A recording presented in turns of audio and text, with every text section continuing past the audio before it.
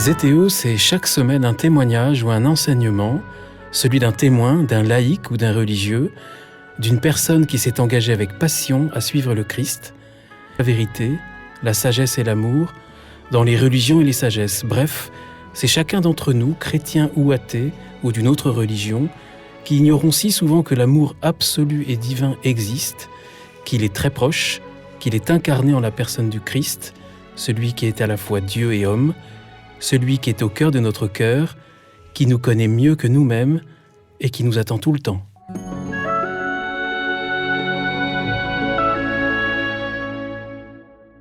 Bonjour chers auditeurs de ZTO, bienvenue pour un nouvel épisode. Je suis Guillaume Devoux et nous allons aujourd'hui parler de Yeshua, un spectacle musical, une création en 2024. Pour cela, j'ai la joie de recevoir le créateur et le producteur de Yeshua et la metteur en scène ou metteuse en scène, qu'est-ce que vous préférez ? Comme vous voulez. Non, j'ai pas de préférence là. Mais moi non plus, je suis pas de préférence. Dites la metteuse en scène. La metteuse en scène, Allez. Bénédicte Belby et Éric Libaud. Bonjour. Bonjour. Merci d'avoir accepté mon invitation pour ZTO. Éric Libaud, vous comptez parmi les premiers invités de ZTO. C'était pendant l'été 2020. Vous étiez venu témoigner de votre histoire très personnelle, bouleversante. Vous nous aviez parlé de l'histoire de votre père, disparu dans votre enfance et retrouvé de longues années plus tard. Vous avez une double casquette. Vous êtes à la fois banquier et en même temps créateur et producteur de spectacles musicaux. C'est un mariage plutôt original. Oui, vous avez raison.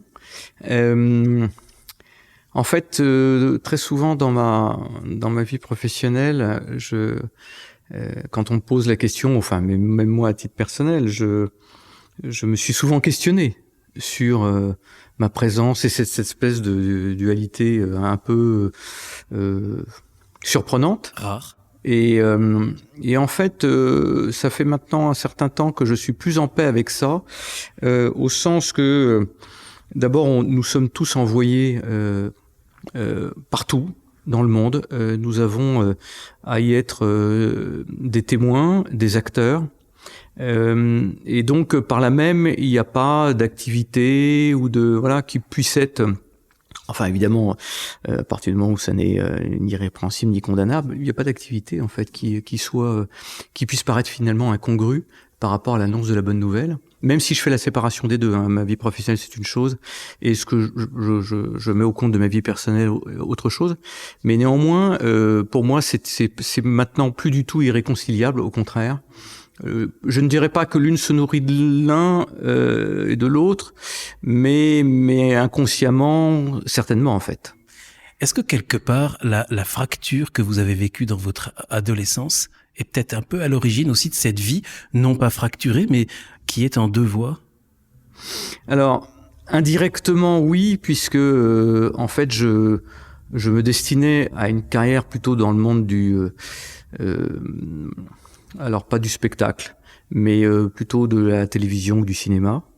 Et c'est vrai que je n'ai pas pu le faire, certainement parce que mon père n'était plus là.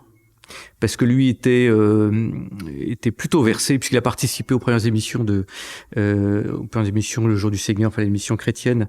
Il a participé au démarrage de ces émissions, donc là maintenant il y a un bout de temps.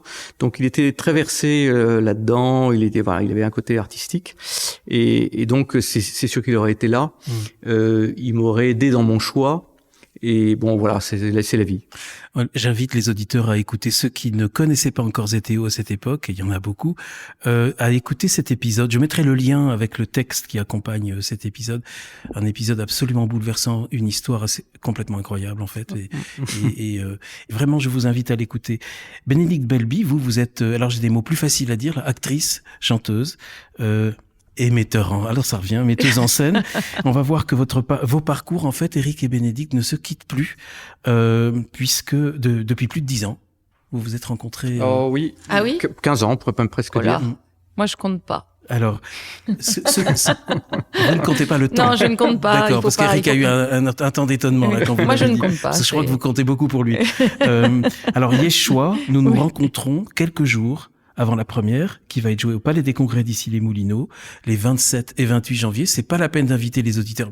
On va les inviter quand même, mais pour d'autres dates, parce que là, c'est déjà complet. Oui. Bravo. Ça se joue à guichet fermé. La pièce sera rejouée plus tard. C'est votre troisième acte que vous commettez ensemble. C'est votre troisième œuvre, pardon. Oui. Oui. Et c'est vrai que vous avez raison d'insister là-dessus. C'est avant tout une communauté, une famille, certaines disent, qui est née. Et donc, nos spectacles ont beaucoup de singularité par rapport à d'autres productions. Mais l'une d'entre elles est certainement qu'à la base de tout ça, il y a des rencontres. Avant le premier spectacle, on ne se connaissait pas. Et c'est vraiment par le hasard que Bénédicte est venue. Et c'est vrai que depuis, on ne s'est plus quitté. On était même sur 2 paroisses différentes. Vraiment, enfin, c'était très proche. Hein. Et c'est même, elle est 2 rentrée. kilomètres, mais quand même. Non, mais elle est rentrée dans la troupe. Je ne savais. On m'a dit après, parce que je la connaissais pas. Et un jour, quelqu'un me dit, mais tu sais qu'en fait, Bénédicte est une comédienne professionnelle, etc. Et donc, j'ai découvert comme ça. On s'est découvert. Et c'est vrai que tout ceci n'aurait pas été possible si Bénédicte n'avait pas été là. Et en fait, c'est ça la vraie fécondité des rencontres humaines. Et je peux parler de Bénédicte, mais on pourrait tous les deux parler de beaucoup de rencontres que nous avons fait ensuite tous les deux. Dans la troupe. Dans la troupe. On a découvert au fur et à mesure des talents, des gens qui se sont mis, qui se sont mis en avant au fur et à mesure, qui étaient très discrets, qui nous disaient pas, et puis petit à petit, ils ont dit, mais moi je sais faire ça, moi je sais faire ça, moi je peux aider, et c'est comme ça que petit à petit, ça a pris. Dans quelques jours, c'est la première. On va bien sûr rentrer plus dans le détail, mais c'est un grand spectacle avec beaucoup de participants, beaucoup d'acteurs. Vous vous sentez comment, là, à quelques jours de la première? Alors moi, je suis toujours sereine. Moi, c'est vrai, je suis, à partir du moment où on a travaillé, je n'ai plus peur. Je n'ai pas peur. Je n'ai pas peur pour les comédiens, j'ai pas peur pour la marche du spectacle. J'ai peur pour moi quand je rentre en scène, en me disant je vais oublier mon texte. Bien sûr, vous jouez pendant le spectacle. Ou je vais oublier les paroles de mon chant. Ou j'ai peur avant pour moi, mais pour le reste de la troupe, je me dis tout va bien. Tout va bien, on a travaillé, tout va bien se passer. Et il faut leur parler comme ça d'ailleurs, il faut leur dire tout va bien, on a travaillé, tout va bien se passer. Ok, donc c'est peut-être le producteur qui est stressé alors. J'aurais utilisé exactement le mot qu'elle a utilisé, sérénité. C'est-à-dire que alors, il y a beaucoup de difficultés, évidemment. Il y a 160 personnes qui sont embarquées dans l'aventure. Il y a 50 personnes sur scène environ. Et c'est une production qui est assez lourde. Et donc, avec des bénévoles, des professionnels, avec une alchimie qui est très particulière. Et donc qui est complexe et donc qui génère son lot de difficultés, de problèmes. C'est pas un chemin facile. D'ailleurs, j'ai coutume de dire que c'est sans doute parce qu'il est pas facile que c'est le bon.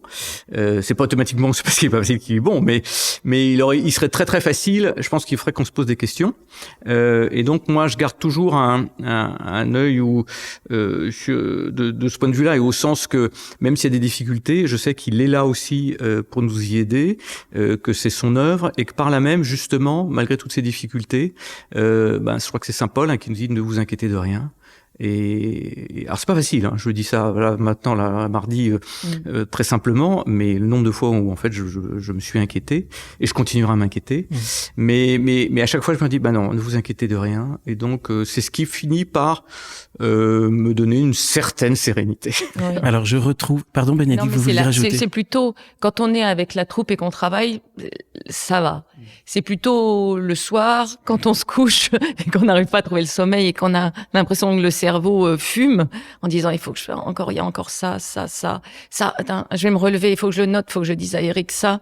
Voilà, ça c'est évidemment chez nous tout seul, il y a des choses sur lesquelles on cogite, mais quand on est dans l'action et qu'on travaille, là tout va bien parce qu'on peut agir en fait. Alors cette pièce, on va en parler, on va aussi peut-être parler un petit peu des autres. Mais moi, je sais que c'est très professionnel, c'est des spectacles très professionnels, avec en même temps, vous êtes tous les deux très professionnels et très compétents dans vos domaines, et en même temps, on l'a senti en vous écoutant tous les deux, il y a une grande longueur d'onde commune, c'est la foi chrétienne. Ah oui.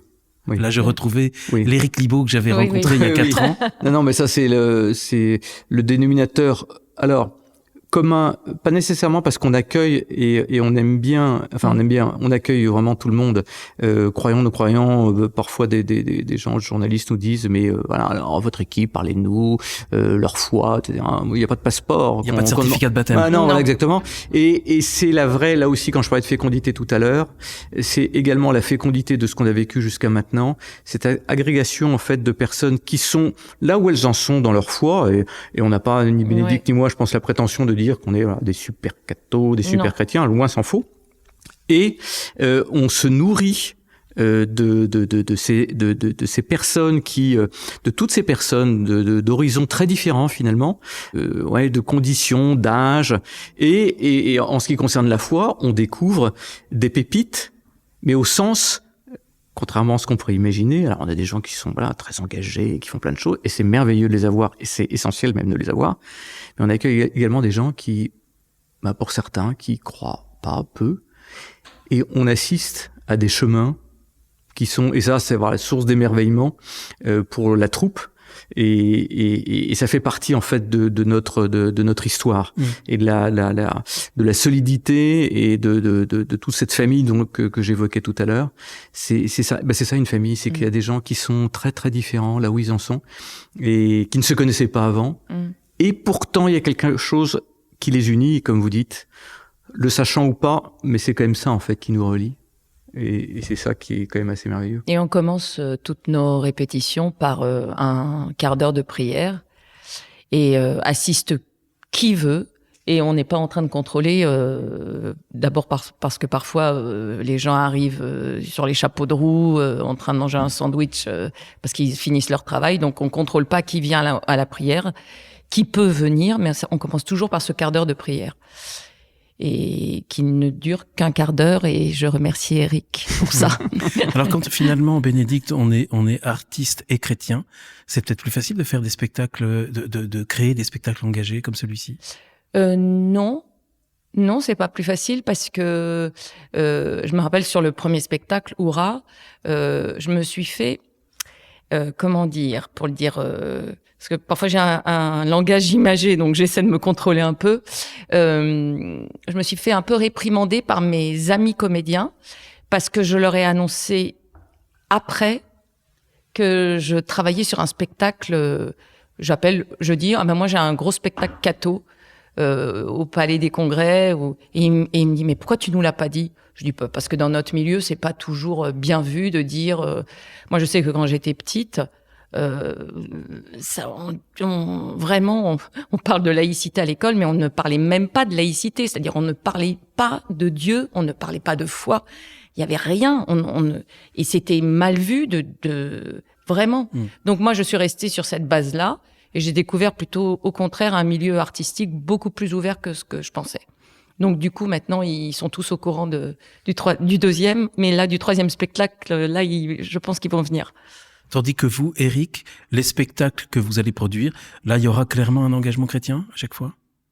Vous voulez dire dans le prochain, dans quoi? Dans déjà ceux que vous avez produits. Tous, oui. Tous. Non, c'était en fait le spectacle est venu parce que j'avais dans le cœur le souci de l'évangélisation. Bon, j'avais fait un peu de porte-à-porte, ça m'avait bien plu, je trouvais ça intéressant. Et puis le hasard a fait que j'ai été amené à ça, mais bon, je vais pas raconter toute l'histoire, mais c'est vrai que c'est vraiment le hasard. C'est tout d'un coup, pourquoi pas créer un spectacle? J'ai balancé l'idée, j'avais rien réfléchi, j'avais pas eu le début du commencement d'une idée. Et puis c'est parce que j'avais balancé l'idée que je me suis dit bon, allez, on va se prendre au jeu. J'avais personne autour de moi, j'ai réuni 5 amis qui sont devenus 150, et voilà comment tout a démarré. Donc c'était pas du tout prémédité, mais enfin, ou du moins ce qui était le spectacle en lui-même et la création artistique n'était pas prémédité, l'idée.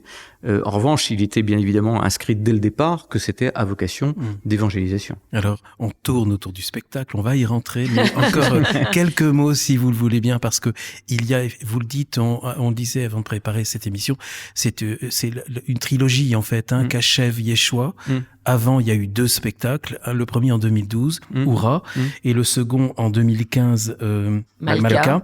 2 gros succès, puisque Hourra, c'est 2 saisons, 22 représentations, ça, le Palais des Congrès à Paris, l'Olympia, le Zénith, 23 000 spectateurs. Malka, 7 représentations, dont 5 au Palais des Congrès à Paris, où vous retournerez, on va en parler. 20 000 spectateurs, beaucoup de places offertes dans les 2 cas de tous les spectacles, à des fondations, des associations, aux orphelins d'Auteuil, etc. En quelques mots sur ces 2 spectacles, lesquels ils étaient et quelle est l'histoire et y a-t-il un fil qui relie tous ces spectacles? En fait, au départ, il n'y avait pas de fil puisque l'idée, comme je vous le disais, est venue comme ça. Et puis tout de suite, l'idée des Actes des Apôtres m'est venue. Bon, parce que j'avais vu un spectacle quand j'étais tout petit sur les Actes des Apôtres, et donc je pense que Hourra, c'est les Actes des Apôtres. Les Apôtres, oui. Et donc, qui veut dire le chemin. Le chemin en araméen. Et en fait, ça faisait, voilà, ce que j'ai pas d'autre idée. Puis je dis, tiens, ça m'a marqué. Donc je me suis dit, c'est un bon thème. Et effectivement, c'était un bon thème. Et donc, on a fait les Actes des Apôtres. Bon, voilà. Et c'était un thème original parce que moi, j'avais vu des spectacles, toujours c'était la Passion, ou c'était la Nativité, surtout la Passion.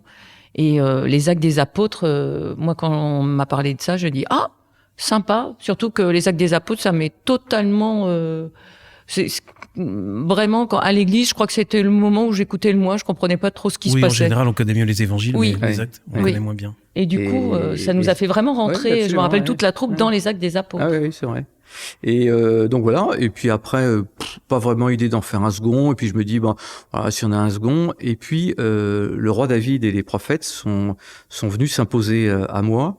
Voilà. Alors, et en fait, le roi David et les prophètes, parce que en fait, David est une figure pré-messianique, et donc on a prolongé avec les prophètes jusqu'à la naissance du Christ. Donc c'était en fait repartir complètement en arrière, mais c'était encore 100% l'évangélisation, parce que David a compris très tôt que son Dieu était un Dieu de miséricorde, et qui donc allait s'incarner de la façon la plus parfaite dans le Christ Jésus. Et même il y a un psaume de David qui a une espèce de vision sur ce futur.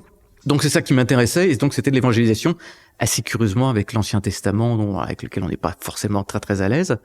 Et puis et ça s'arrête là, et j'avais pas vraiment l'intention de repartir sur un 3e, parce que c'est quand même assez lourd quand même objectivement. Oui, il y a une pause un peu longue entre le 2e et le 3e. Alors voilà, on a démarré, enfin à titre personnel en tout cas, j'ai trouvé que c'était un peu tôt d'avoir redémarré le second. Donc ça m'a 3 ans après le premier. Ouais, c'était un peu court. Donc là, j'ai laissé passer un peu de temps, mais encore une fois, j'avais pas vraiment en tête de redémarrer. Et là, on est 9 ans après. Ouais. Et la troupe, je me suis dit, ils vont en avoir ras-le-bol. C'est bon, enfin voilà, je les ai un peu usés 2 fois, 3 fois. Puis les années passent, c'est-à-dire que c'était, on avait tous pris 10 ans au moins. Voilà, on avait plus 25 ans. Les photos des albums s'en souviennent qu'on a pris 10 ans. Et puis là, ça a été l'appel de Monseigneur Rouget, évêque de Nanterre, que je connaissais, voilà, qui m'a dit, Eric, faut remonter un 3e. Et je me suis dit, ah bon. et puis voilà, et puis là, je me suis dit, 3e, évidemment, il manque une brique. On avait annoncé après, on avait annoncé avant, il manquait la brique du milieu qui était la vie de Jésus. Et c'est vrai qu'inconsciemment, ça je reconnais inconsciemment même, je me refusais toujours à faire la vie de Jésus, parce que mettre Jésus sur scène, c'est quand même ce qu'il y a de plus compliqué. Donc je repoussais le plus loin possible en fait cette échéance. Et donc comme Monseigneur Rouget m'a demandé de remonter un spectacle, je me suis dit voilà, il n'y a pas le choix, c'est forcément cette brique là qu'il faut faire, et donc on va la faire. Pourquoi ce nom, Yeshua? Yeshua en hébreu, Jésus. Voilà, c'est à la fois on a travaillé avec des professionnels de la communication. J'étais parti sur venez, vous verrez, cette interpellation du début de l'évangile de Jean, de Jésus qui répond aux apôtres qui le posent la question « Où demeures-tu » Et cette réponse de Jésus « Venez et vous verrez » qui est tout un programme. D'abord pour démarrer un spectacle, pour plein de choses. Et ça m'avait saisi. Et les professionnels m'ont dit « Non mais Eric, il y a eu Hourra, il y a eu Malka, faut qu'il y ait quand même une petite filiation. » Et donc ils ont fait tourner tous les noms, etc., etc. Et Yeshua est sorti. Il y a cette filiation, et en même temps, comme pour les autres spectacles, on dit de quoi il s'agit sans non plus trop le dire, parce qu'il y a beaucoup de gens qui nous disent mais Yeshua ça veut dire quoi? Et en fait voilà, donc c'est Jésus en fait qui est sur l'affiche, mais il faut le savoir. Ça veut aussi dire, je crois en hébreu, éternel et bonheur. Oui. Donc c'est tout un programme, et là c'est un grand programme parce que les auditeurs l'ont peut-être pas encore tous compris, mais c'est vraiment des grandes super productions. C'est un spectacle musical il y a beaucoup d'intervenants. C'est à vivre, c'est interactif parce qu'en quelque sorte, le public lui-même doit pouvoir rentrer dans le spectacle. Alors, vous rejoignez ce qu'un évêque a dit, ne l'ayant pas vu, mais ayant eu la gentillesse de nous en faire un peu la promotion, et donc il nous a fait un petit teaser, un petit clip, et il a dit, en s'adressant à la caméra, il a dit « Venez voir le spectacle, vous n'en ressortirez pas de la même façon après, non pas l'avoir vu, mais l'avoir vécu ». Et ça m'a interpellé. Et je me suis dit, mais comment il peut dire quelque chose comme ça? Mais en même temps, que je trouve très vrai, c'est ce que vous venez de dire. Je me réjouis de savoir que je rejoins ce qu'un évêque a dit. C'est plutôt rare qu'on me le dise. C'est une première. Donc, spectacle musical très vivant. 14 chants, je crois. 14 chants, oui. Oui. 14 Donc, chants. C'est comme une comédie musicale, en quelque sorte. Ah oui. Nous, on dit spectacle musical. En fait, le format de la comédie musicale, c'est tout chanté. La comédie musicale américaine, ou même si on s'en souvient, les films des Parapluies de Cherbourg, Jacques Demy, tout est chanté. Voilà, ça c'est une comédie musicale, West Side Story, enfin comédie musicale. Le spectacle musical, c'est hybride, c'est des chants et du dialogue comme au théâtre. La particularité de notre spectacle, c'est que on le fait un peu comme un film, c'est-à-dire qu'il y a de la musique qui vient sous les dialogues, donc c'est un peu comme un film. Voilà, c'est une nouvelle particularité. Voilà. Il y a combien? On est combien de chanteurs? On est 8 chanteurs, je crois. 8 chanteurs. Il y a une cinquantaine de comédiens sur le plateau. Beaucoup de micros. Oui, et puis par derrière, je sais qu'il y a aussi des costumiers, des accessoiristes. Les costumières, oui. Il y a des personnes qui sont en charge de scénographie. Il y a bien sûr les metteuses en scène, on va peut-être dire metteuse parce que vous n'êtes pas toute seule, avec Claire Laroche, avec qui vous avez déjà... Absolument, bien donc sûr. c'est vraiment un travail d'équipe. Il y a un trésorier, évidemment, comme partout. Oui, il y a les personnes en charge de décoration, de la communication. Donc c'est vraiment une grosse famille. Ah oui. Oui, et il y a vraiment. certains secteurs qui sont vraiment très professionnels. Rémi Perron qui a organisé les bruitages, qui est aussi compositeur sur le spectacle. Comme vous vous attaquez quand même à des montagnes, enfin le Palais des Congrès, je sais que la liste commence à s'ouvrir pour la suite. Vous pouvez peut-être en parler un petit peu? Oui, en fait, un peu comme pour les autres spectacles, en fait, on se laisse conduire par l'Esprit Saint. C'est-à-dire que quand on me dit, bon alors c'est quoi les plannings pour après, on sait pas trop en fait. On peut déjà dire quand même au début du mois de mars, il y a un nouveau week-end. Parce que vous, auditeurs, si vous avez, vraiment, il faut venir voir surtout ceux qui sont en région parisienne. Là, vous ne pourrez pas, sauf ceux qui ont déjà leur billet, venir à ce spectacle fin janvier. En revanche, 2 et 3 mars, je crois. 2 et 3 mars. Il y aura encore des dates. Toujours ici les Moulineaux. Ici les Moulineaux. Après, on fera encore des dates en fin mars. Et le Palais des Congrès à Paris en mai, le 25 et 26 mai. Vous citiez effectivement la région parisienne. Nous, comme pour les 2 autres spectacles, nous prévoyons pour l'année, la seconde année de représentation, d'aller en province.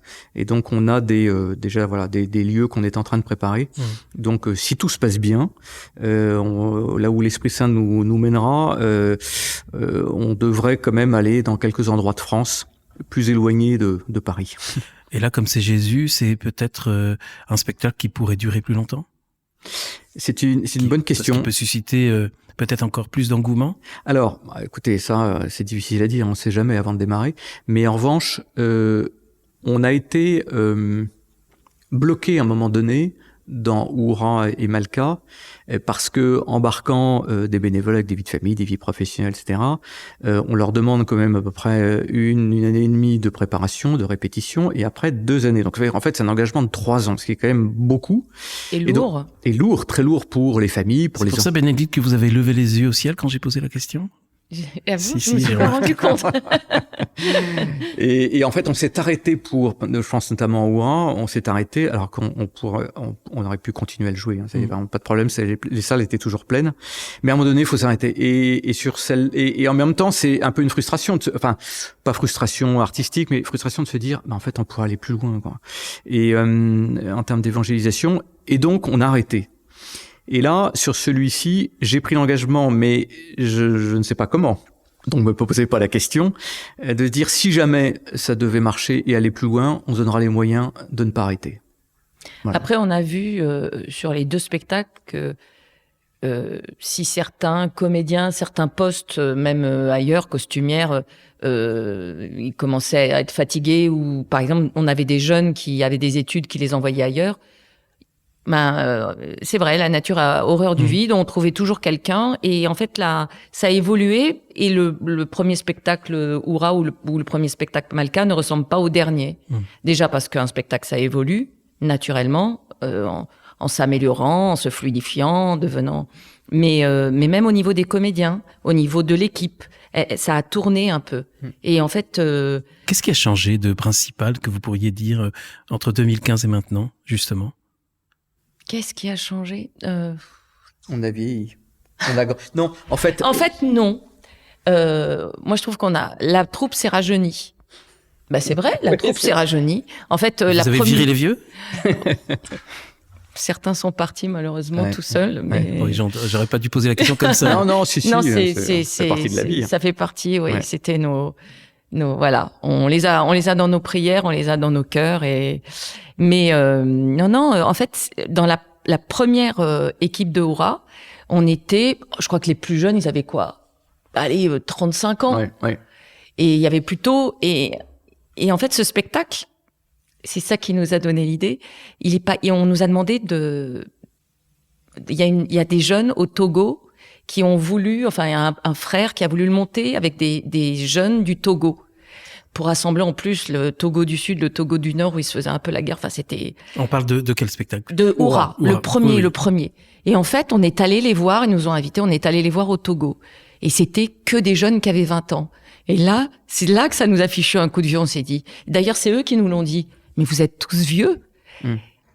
Et du coup, pour Malka, il y avait plein de gens qui avaient vu, des jeunes, des familles, et c'est les jeunes qui sont venus passer les auditions pour intégrer. Et il y a de plus en plus de jeunes maintenant, beaucoup plus que dans la troupe de 2015. Donc la troupe, il y a toujours le noyau dur, il y en a qui sont partis sur Malka, mais qui sont revenus sur Yeshua. Il y a un mouvement comme ça. Peut-être certains étaient fatigués, puis maintenant, depuis 2015, ils sont plus fatigués, ils sont revenus. Et surtout, la troupe s'est rajeunie. C'est-à-dire que dans nos troupes, je pense à Pierre Salle qui fait Pilate, il y a sa fille. Moi, j'ai mon fils. D'ailleurs, vos enfants vous accompagnent. Alors, sur scène. Sur scène, oui. Un de mes enfants. Mais dans la première, il y en avait un autre, non? Il y en avait même 2 à un moment. Oui. Mais c'est ça, c'est qu'en fait, c'est Véronique qui me disait, qui fait partie de l'équipe d'organisation. Elle a son mari qui fait les décors, qui est le chef décor, Philippe Bourdel, et puis elle a sa fille qui fait partie de la figuration, qui déplace les décors. Donc elle dit c'est fabuleux en fait de faire ça en famille. Alors on a parlé beaucoup de la forme et de l'équipe et du calendrier de l'inscription du spectacle dans le temps. Quant au fond, quel est dans le magnifique dossier de presse que j'ai reçu pour préparer cette émission, il y a une intention qui est écrite que Yeshua, c'est pour parler de la recherche de sens dans nos vies, de l'espérance de la foi, dans un contexte contemporain et historique. C'est ça que vous voulez passer? Oui, en fait, c'est le point commun entre les 3 spectacles. C'est de dire que la parole de Dieu est pas une parole ancienne, que sais-je, qui s'inscrit... Alors certes, elle s'inscrit dans une histoire et dans un temps, mais en même temps, c'est son paradoxe, c'est qu'elle continue à être actuelle. Et c'est ce qu'on a essayé de faire passer dans les 3 spectacles. Et donc évidemment sur celui-ci peut-être encore plus parce que c'est l'évangile. C'est de montrer que cette parole elle est actuelle, elle est complètement actuelle. Et effectivement c'est la mission première. C'est pas de l'interpréter, c'est pas de dire certains me disent ah bah oui comme ça on va mieux la comprendre. Ça je crois pas du tout. Enfin mais en revanche de dire en fait elle s'adresse à nous aujourd'hui. C'est d'ailleurs pour cela qu'on va pas trop dire ce qu'il y a dans la pièce, surtout que moi je l'ai pas encore vu non plus, mais que Jésus c'est le rôle titre, Yeshua, mais que le personnage principal c'est pas lui. Non. C'est un petit contre-pied, alors qui est pas pour le plaisir de faire un contre-pied, mais Mathias. Et en fait, ce Mathias quelque part, c'est nous justement. Et en fait, ce Mathias, il va être à la recherche de Jésus. Et en fait, tout le spectacle va permettre de l'accompagner dans sa vie, dans sa recherche de Jésus. Et donc, il est omniprésent sur scène, il chante, c'est lui qui va mener, on va le suivre et voir petit à petit jusqu'où ça va le mener. Voilà, c'est ça un peu le pitch du spectacle. Avec le rôle d'un prêtre important aussi. Alors, l'autre, il y a un trio, en fait, un peu, on peut dire, qui mène tout ça. Et effectivement, comment y arrive-t-il? Grâce, entre autres, à l'aide d'un prêtre, qui va petit à petit l'accompagner, l'aider à cheminer, à réfléchir, et voilà, et petit à petit l'aider à découvrir l'amour de Jésus. Et il lui propose alors notamment de lire l'évangile de Jean. Voilà. Pourquoi justement cet évangile? L'évangile de Jean, en fait, est venu grâce à l'eau. En fait, je m'étais beaucoup posé la question, est-ce que, on a tous en tête des passages évangéliques qu'on aime beaucoup, alors, les talents, la mer déchaînée, les disciples d'Emmaüs, etc., etc. Et puis je me suis dit, je vais me faire plaisir, je vais faire un petit patchwork de tout ça. Mais ça, en fait, je suis pas vraiment satisfait. Je me suis dit, je commence à faire patchwork. Et je me suis dit, pourquoi pas prendre un évangile? Et puis la question, c'est lequel? Alors moi j'aimais bien Jean parce que mais en même temps Jean, quand on vous dit Jean, on vous dit oh là là, c'est le plus compliqué, très théologique, c'est pas celui-là qu'il faut prendre, etc. Bon, je me suis dit ok, on va remettre ça plus tard. Mais en fait j'ai plutôt réfléchi sur le fil rouge. Pour ceux qui ont vu Oura, il y avait un arbre, et un jardinier qui était l'Esprit Saint qui l'entretenait.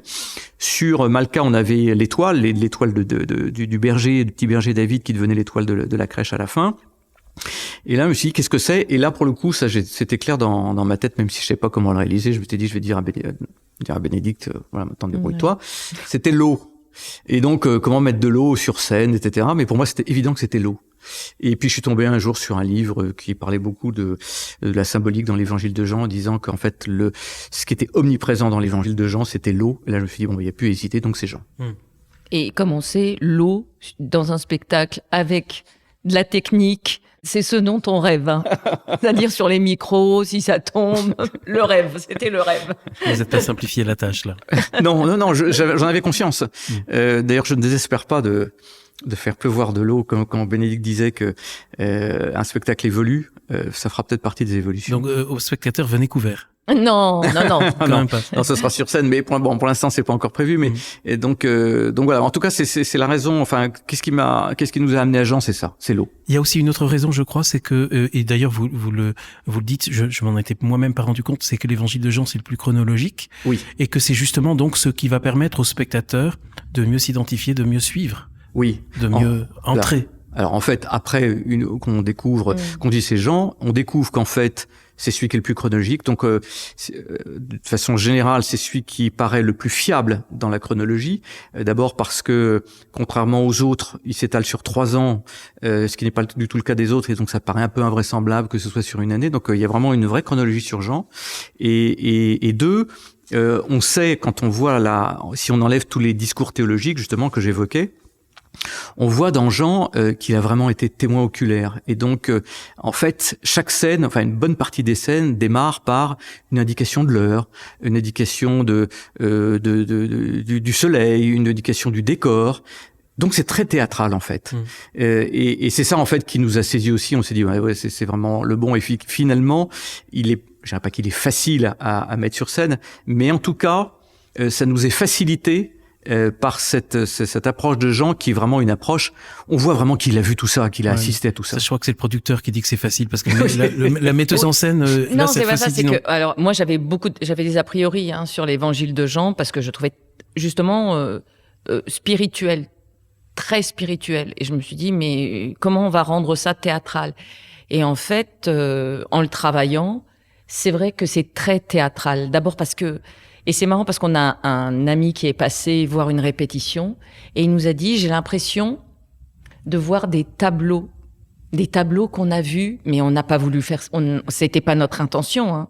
C'est le travail des costumières, le travail sur scène, le travail de tous ces comédiens sur le plateau. Il a dit, j'avais l'impression de voir des des tableaux de la Renaissance, des tableaux. Il a dit c'était comme si vous redonniez vie à des tableaux. Et en fait, en travaillant, bien sûr, c'est difficile parce que quand on a 20 personnes sur la guérison du paralytique et qu'il faut mettre en route tout ça et que d'un seul coup on s'aperçoit qu'ils sont tous alignés comme une brochette de saucisses, c'est sûr que il y a du travail, mais on y arrive.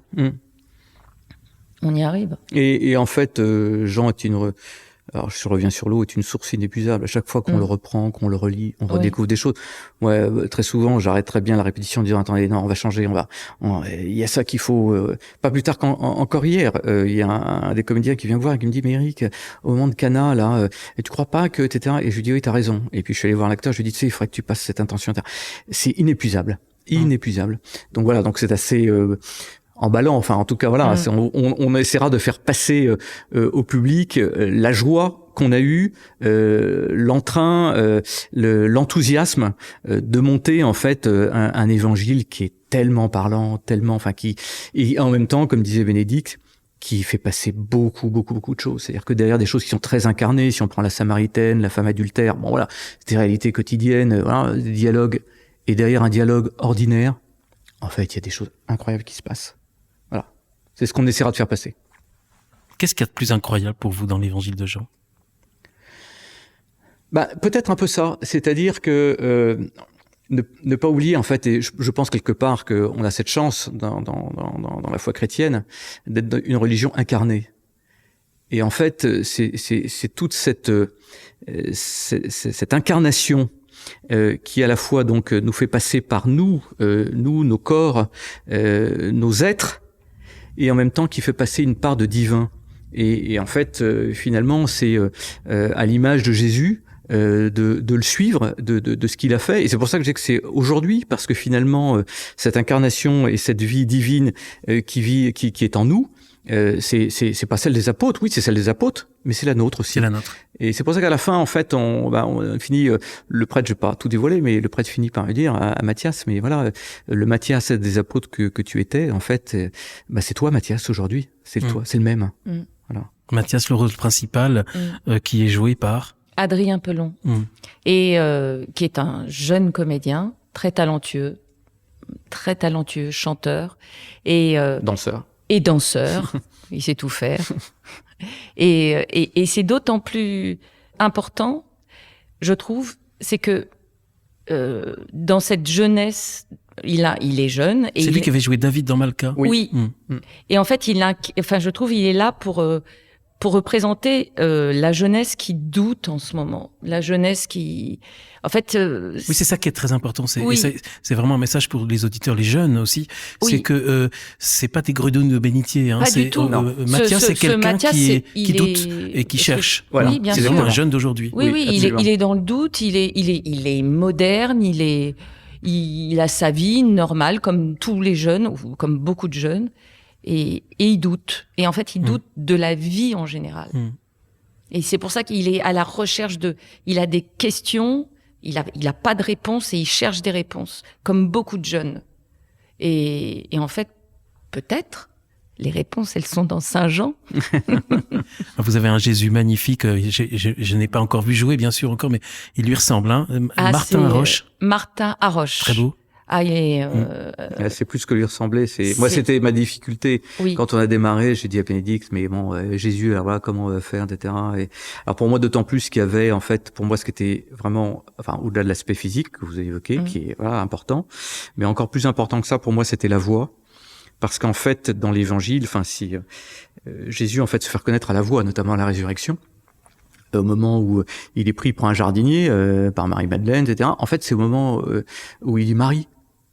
C'est à ce moment-là et il y a beaucoup de passages dans l'Évangile. D'ailleurs, il le dit lui-même que le bon pasteur, que c'est à la voix que les brebis vont le suivre. Donc c'est la voix qui et même au moment où il dit où demeures-tu, venez, vous verrez, il les appelle. Il appelle Matthieu, suis-moi. Donc voilà, donc c'est pas parce qu'ils l'ont vu passer une espèce de figure, de réputation, dire on va le suivre. Jésus a appelé.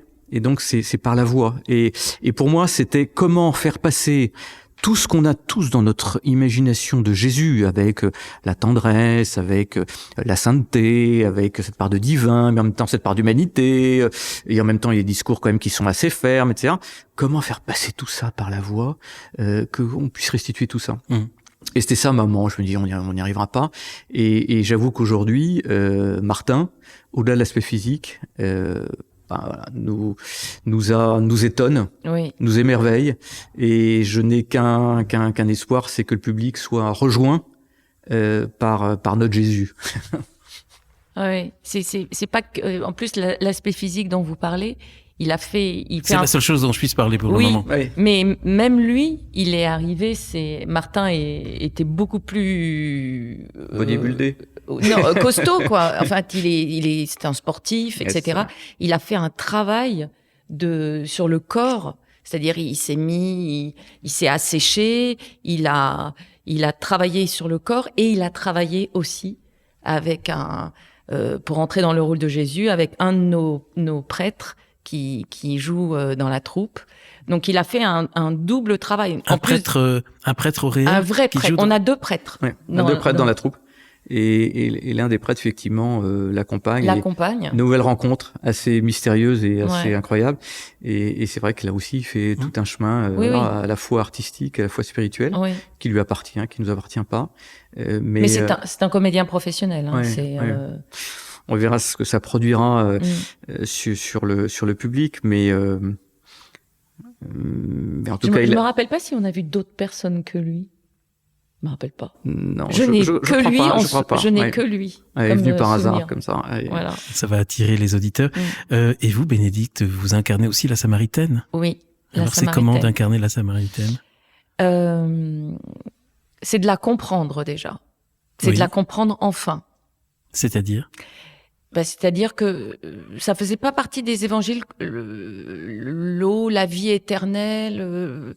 C'est pas quelque chose que je comprenais avant de l'incarner. Je comprenais intellectuellement, mais je ne le comprenais pas dans mon cœur. Je sais pas si c'est clair ce que je dis. Et en fait, en l'incarnant et avec avec Martin qui joue Jésus et qui l'incarne. Il me donne dans son regard ce qu'a probablement dû ressentir la Samaritaine, c'est-à-dire être purifiée. Je crois que voilà, elle a dû être purifiée. On parle de l'eau. Elle a dû être purifiée et c'est la joie qui l'a envahie. Elle était avec tous ses soucis, tous ses maris, et grâce à Jésus, elle est purifiée. Et voilà, c'est ça que j'ai compris en l'incarnant. Mais sinon, c'était très intellectuel pour moi. Ça et il y a un autre passage aussi. Lequel? Nicodème, pour moi, c'était, je ne comprenais rien à Nicodème. Je ne comprenais rien à Nicodème. Mais en le voyant jouer de plus en plus, en écoutant les paroles, d'un seul coup, ça s'éclaire.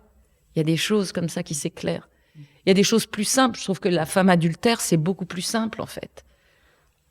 Voilà. Après, chacun, moi, c'est Nicodème, je comprenais rien, et la Samaritaine, c'était intellectuellement que je le comprenais. Et même, pardon. Non, vas-y. Et même Cana, on a redécouvert des choses sur Cana. Cana, c'était une révélation. On était complètement à côté de la plaque. Même. C'est-à-dire? C'est-à-dire qu'en fait, contrairement à ce que je pense qu'une bonne partie de vos auditeurs doivent penser, il n'y a jamais eu de vin dans les jarres de Cana. Voilà. Alors là. Oui, voilà. Et on a eu des formations avec des prêtres.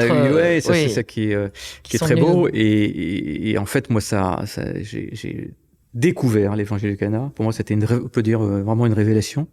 Effectivement, il n'y a pas d'eau dans. Alors vous allez dire, c'est un point de détail. Il n'y a pas de vin. Et il n'y a pas de vin, pardon. Il n'y a eu que de l'eau.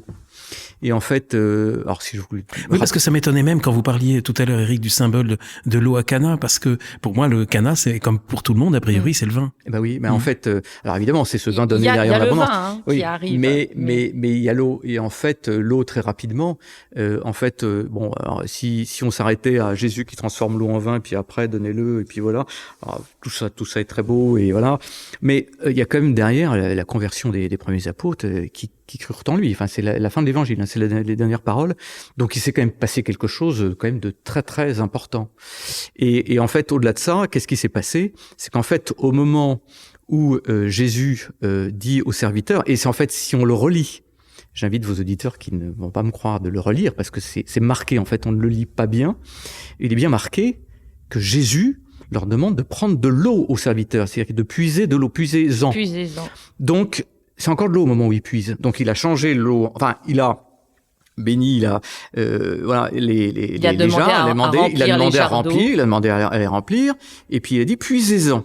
Donc puisez-en, c'était bien de l'eau. Donc les serviteurs, lorsqu'ils puisent de l'eau, et ils vont servir, et ils servent du vin. Donc en fait, le miracle a lieu quand? Il a lieu entre le moment où ils ont été puisés et le moment où ils ont été servir. Donc croyez-moi que les serviteurs, ils ont dû être quand même sacrément surpris. Et en fait, qu'est-ce qui s'est passé? C'est que, et c'est là où il faut revenir un tout petit peu en arrière, pendant la scène, à un moment donné, Marie dit « Faites tout ce qu'il vous dira ». Et elle le dit aux serviteurs. Et elle le dit aux serviteurs. C'était pas très compliqué aux serviteurs de leur dire « Vous puisez, puis vous les servir ». Ça, tout le monde est capable de faire, vous, moi, pas compliqué. En revanche, les serviteurs, ils ont bien puisé de l'eau. Jésus leur a dit c'était de l'eau, et ils ont bien vu qu'ils puisaient de l'eau. Et ils devaient aller servir du vin. Ils ont fait un acte de foi. Et c'est cet acte de foi qui a permis le miracle. Et c'est là où la parole de Marie prend tout son sens. Elle envoie au travers des serviteurs toute l'humanité. Faites tout ce qu'il vous dira, posez un acte de foi. Et combien de fois Jésus dans l'évangile, elle a dit, mais là, il n'a pas pu faire de miracle parce qu'il n'y avait pas de foi. C'est par notre foi, là aussi pareil, religion incarnée, ce que j'évoquais tout à l'heure, c'est grâce à nos actes de foi que le miracle est possible. C'est la merveille de Cana. Et donc c'est la raison pour laquelle les jarres ont toujours été de l'eau et que la merveille s'est faite au moment où ces serviteurs sont allés, à mon avis, tout tremblants, c'est ce qu'on essaiera de faire passer, pour aller verser de l'eau et que d'un moment ils sont aperçus que c'était du vin, récompensés de leur acte de foi. Voilà, le miracle. Et c'est Marie qui envoie tout ça. Donc tout ça prend son sens tout d'un coup. Faites tout ce qu'il vous dira. C'est pas bon, bah, allez-y, faites l'intendance, allez-y. Non, non. Posez un acte de foi. C'est ce qu'elle veut dire, en fait. Et ils le font. C'est merveilleux. Quelle puissance à Cana, premier miracle. Premier miracle. Alors il y aura beaucoup de puissance certainement dans cette pièce, dans ce spectacle. On espère. Oui, on reste modeste, hein. mais en tout cas, on essaye. L'évangile de Jean, enfin voilà, ce qu'on essaie de faire passer, c'est la joie, c'est l'amour. Jean, en fait, est l'évangéliste qui est le moins. Alors c'est l'opposé de Mel Gibson, c'est-à-dire que c'est pas du tout sanguinolent. Le chemin de croix est quasiment pas évoqué, c'est une phrase simplement dans Jean. La vision de Jean, c'est la croix glorieuse, hein, c'est la victoire. Et donc tout l'évangile, tout ce qu'on essaie de faire passer dans le spectacle, et là aussi ça nous aide dans le spectacle de faire passer de la joie, c'est de faire passer voilà cette révélation de Jésus venu pour nous sauver comme toute une histoire transcendée par la joie et par l'amour. Et si on regarde tous les tableaux, le paralytique, l'aveugle, la femme adultère, la samaritaine, tous, le fonctionnaire royal, tous ressortent transformés de joie. En fait, ils sont arrivés courbés par les épreuves, courbés par leurs fautes, courbés, et ils en ressortent grandis et de joie. C'est ça, hein, tous. Et le spectacle est, moi je dis, hein, très joyeux, avec des chants mais magnifiques. C'est pas moi qui les ai composés, donc je peux le dire. C'est magnique, c'est joyeux. La musique au passage. Alors il y a Thierry Mallet. Thierry Mallet. Alors Thierry Mallet, comme les autres spectacles, est aux arrangements, l'orchestration, direction d'orchestre pour l'orchestre philharmonique qu'on a sur certains titres. Toutes les musiques, la composition des musiques instrumentales, ce que j'évoquais tout à l'heure, comme sur un film, hein, qui viennent sous les dialogues. Et puis aussi composition la composition de chant, Stanislas Guérin. Samuel Olivier, Rémi Perron, et puis Éric Libaud. Et voilà. Et donc on est plusieurs sur la composition des chants. Voilà, c'est un choix que j'ai fait dès le début d'ouvrir et d'avoir j'ai la chance d'avoir des artistes qui sont incroyables. Donc, il y aura des CD musicaux? Oui, des CD. Oui, on fait encore du CD, curieusement. Oui, on peut faire aussi en version numérique. Voilà, on le fera aussi. Voilà. On a juste un dernier mot peut-être avant. On a peu parlé de Marie, mais elle est certainement très présente, surtout que dans l'évangile de Jean, c'est un des évangiles où elle est la plus présente par rapport aux autres. Oui, alors en fait, non seulement elle est très présente parce qu'on a évoqué Cana, elle est à Cana et puis elle est sur la croix, c'est-à-dire qu'elle fait ce pont Quand Jésus est Cana, là aussi, autre moment fort, mon heure n'est pas encore venue, femme, mon heure n'est pas encore venue, il l'appellera femme à la croix, et en fait, il est en train de lui expliquer déjà l'échéance, et que tout ça est lié, Cana, en fait, est lié à la croix. Et Marie est le lien entre les deux. Mais au-delà de ça, je me suis amusé tout au début quand on a lancé le troisième spectacle, j'aurais dit, je me suis aperçu d'une chose, sur les 3 spectacles qu'on a fait, il y a qu'un rôle qui est commun aux 3 spectacles. Et je leur ai posé la question, lequel? Et ben en fait, c'est Marie. Marie était présente dans Oura, puisqu'elle est avec les apôtres priant après l'ascension, les accompagnant. Elle est présente à la fin de Malka, puisque nous sommes dans la crèche avec Joseph, donc elle est là. Et évidemment, elle est là sur Yeshua. C'est la seule personne qui est là sur les 3 spectacles. Alors, qu'est-ce qu'on n'a pas encore dit sur la pièce? Oh, plein de choses. Sur le spectacle. Je dis la pièce, vraiment le spectacle plutôt. Ouais, non, il faut plein de choses. Il faut vraiment venir la voir parce qu'encore une fois, ce qui est le plus fort, c'est vraiment la parole de Dieu qui viendra rejoindre les gens là où ils sont, là où ils en sont. C'est le plus important. Quel que soit encore une fois l'âge, là où vous en êtes dans votre foi ou pas, croyant, non croyant, prenez le risque de venir vous faire rejoindre.